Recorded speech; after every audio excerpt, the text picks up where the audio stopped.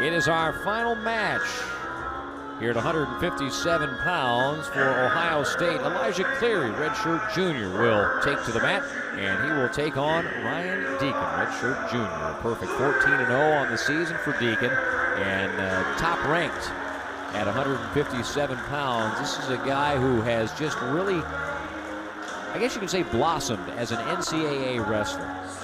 He only won a single state championship at Legacy High School in Broomfield, Colorado. He was an All-American last year, finishing 6th and rising to the top of the rankings here at 157 pounds. He's going to try and put a positive spin on the end of this duel for Northwestern, who has won only 2 matches to this point. Yeah, Ryan Deakin able to, at Las Vegas earlier this year, able to knock off the then #1 Hayden Hidley in convincing fashion. And he's just been lights out so far this year. Now for the Buckeyes, Elijah Cleary, unranked, 13-9 on the year, has not really established himself. And if there was another option in the room that was clearly better, we've seen that Ohio State is willing to swap guys out. But right now, Cleary is the guy for this weight class for Tom Ryan. Yeah, Quinn Kenner, one of those guys that's trying to change that. Saw him a little bit in the lineup earlier this past couple of weeks. He started out at 133, climbed all the way up to 157. Had a big Thanksgiving Day meal, and he's had some good matches up at 157. It's tough. It's just tough to transition that much weight up. You've got to get your strength there, not just your weight. Listen, anybody can. I can put on 10 pounds on the scale in a heartbeat, right. But to make it competitive athletic weight. Deakin in on a single leg here, trying to finish things off, and will get the 2-point takedown. About halfway through the first period.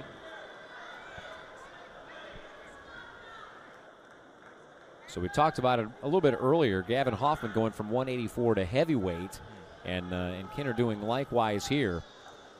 Yeah, a couple guys still just trying to find their spot in the lineup. And it's been pretty clear that Tom Ryan and his coaching staff makes a decision who's the best guy for the weight, and let's just put him in there. Right. It doesn't matter if it's a freshman who is in red shirt or a guy who is moving up. We're going to find our best 10 and put them on the mat and see what happens. Yeah, and right now they're still trying to figure out who those 10 guys are. Yeah, there are a few weight classes where if somebody were really to step up and grab it by the horns, they could turn themselves into the starter. 133 was that way. Decatur was taken out of red shirt. Kinner was at that weight class, but it just looked like a terrible cut for him to get there. So we have, boy, I don't know. Would you say there have been 4 from day one? 4 weight classes? What's the over-under on that? They were just settled from day one. From day one? Yeah. And you've got obviously 141. The only one was 197. The only one. Colin Moore at 197, because you didn't know what Luke Pletcher was going to bring at 141, up from 133. Yeah, he could have gone back to 133. If Keyshawn hadn't been hurt, he was going to wrestle off at 49 against Sasso. And then we've seen multiple guys at pretty much every other weight. There was an awful lot up in the air at wrestle-off time, but then once the lineup for the first event was put in there, you knew Luke Pletcher was going to be at 141, Sammy Sasso at 49, Colin Moore at 197. Outside of that, it has been, who's going to take command of this weight class.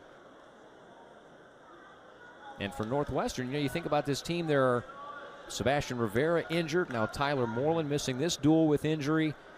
Deakin has certainly been the guy, and Oster has been very good at 165 pounds, but injuries have taken this team.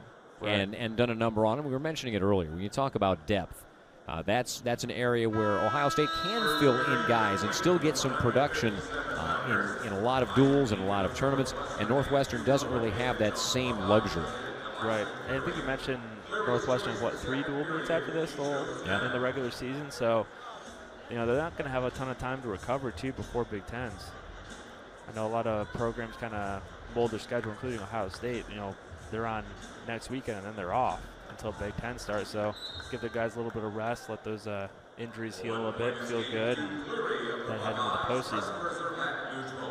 Optional start. Deakin allows Cleary to get free, and it is now 2-1. Northwestern on top here. They won the first match of the duel. They won the first match out of the break as well, but other than that, it has been all Buckeyes. Deakin able to get a minute 37 of riding time.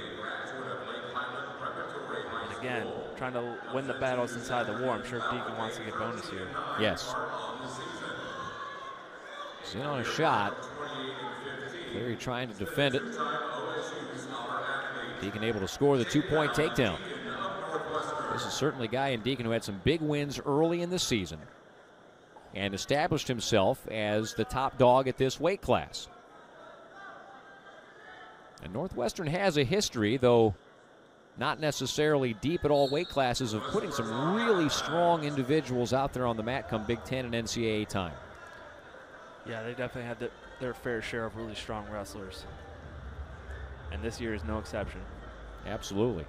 Sebastian Rivera up at 133 pounds. He was really the lone problem for Spencer Lee at 125 pounds. Yeah. Obviously decided 133 was the better fit for him this year.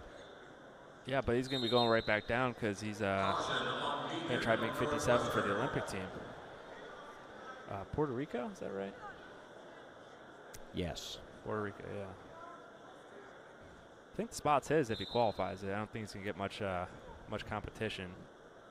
Just needs to qualify the weight.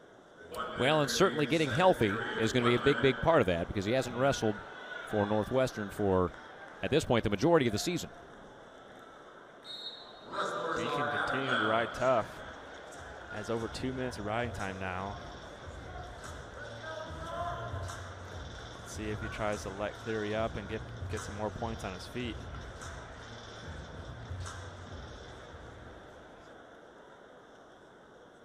And Deakin at this point hasn't been threatened by Cleary on his feet. Elijah for the Buckeyes this year has gone about things in a workmanlike fashion. He's won most of the matches he's supposed to win. He's not been able to pull too many big upsets. He's had some big wins for Ohio State this season. Yeah, if I'm Deakin, I want to let Cleary up, get a I'm with you. Still 30 seconds left in the period. Well, not a leader. I mean, he's still in the Hodge talk. He's undefeated, beating some good guys. And when you talk about the Hodge, you talk about bonus point dominant wins. Absolutely. You know, Cleary's not ranked right now. Those are the kind of guys you need to be bonusing if you want to be in the conversation.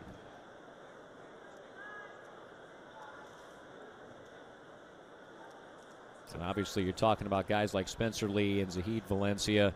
Ohio State has a couple of candidates as well, and Fletcher and Moore. And hey, Sammy Sasso's lost twice this year. It'd be awful tough for him to come away with a Hodge with a couple of losses, but both have been avenged. Right. A lot of things that go his way. Yes. So Deakin now over 3 minutes of riding time. Just a 3-point margin of victory or margin of lead as of right now. Cleary going to try to ride. And riding time is locked in now. So in effect, a 5-point lead.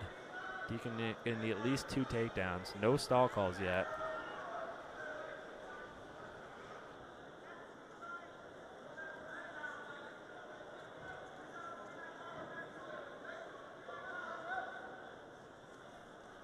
Well, now in on the shot.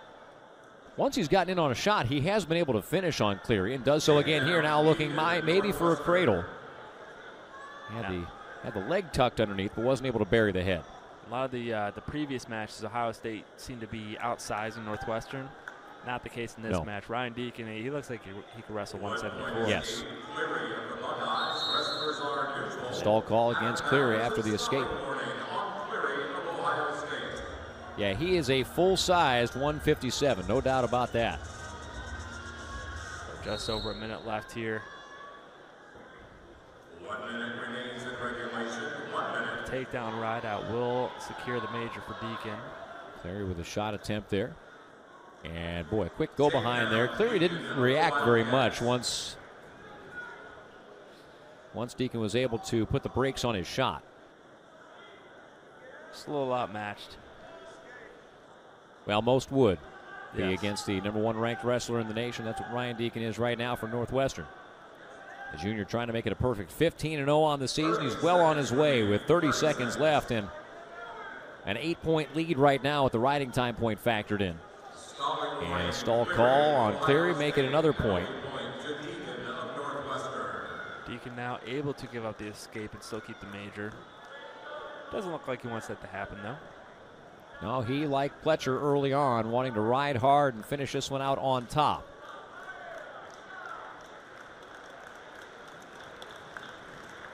And it looks like he is going to do just that.